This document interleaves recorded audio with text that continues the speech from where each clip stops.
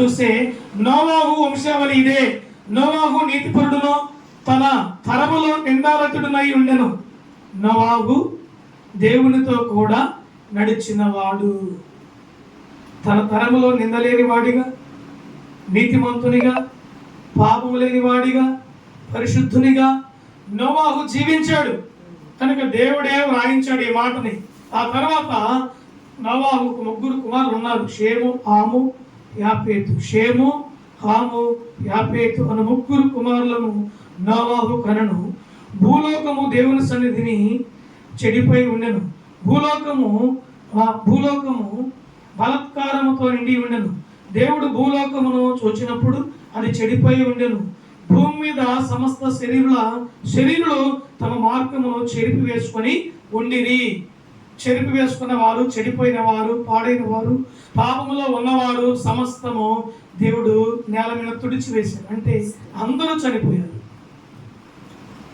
తన 3 కుమారులు నోవాహు, తన భార్య, ఈ 3 కుమారులకు భార్యలు, కోడలు నోవాహుకి, వీరి కుటుంబం వరకు దేవుడు వారికి మరలా జీవితాన్ని ప్రారంభించమని చెప్పాడు.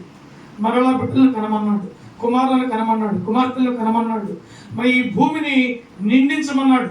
ఈ భూమిని నిండించి విస్తరింపచేసి మీరు ఫలించండి అన్నాడు. అలాగే దేవుని మాట ఆయన స్థిరపరిచాడు. ఇక్కడ వాగ్దానం మనం చూసాం కదా, వాగ్దానం స్థిరపరిచాడు. 18 అయితే నీతో నా నిబంధన స్థిరపరచుదును, నీవును నీతో కూడా ఉన్న నీ కుమారులను, ఈ నీ భార్యయు నీతో కోడలను ఓడలో ప్రవేశింపవలను.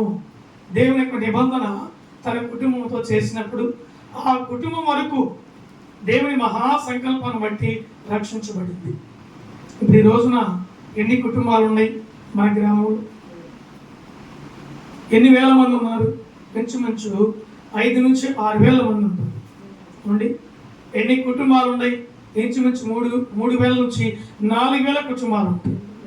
కనుక దేవుని బిడ్డలారా, ఇలాంటి ప్రజలందరూ కూడా దేవుని దృష్టికి పాపము చేయకుండా అందరూ దేవుని ఎడల భయభక్తులు కలిగి బ్రతకాలని, దేవుడు చెప్పిన ఆజ్ఞకు లోబడాలని, ఆయన మనుషులతో నిబంధన చేయాలని చూసేటప్పుడు మానవుడు వ్యతిరేకించి దేవుని మాటను ఆ యొక్క నిబంధన నాకు అవసరం లేదని చెప్పి తన ఇష్టానుసారంగా జీవించడానికి ప్రారంభిస్తున్నాడు.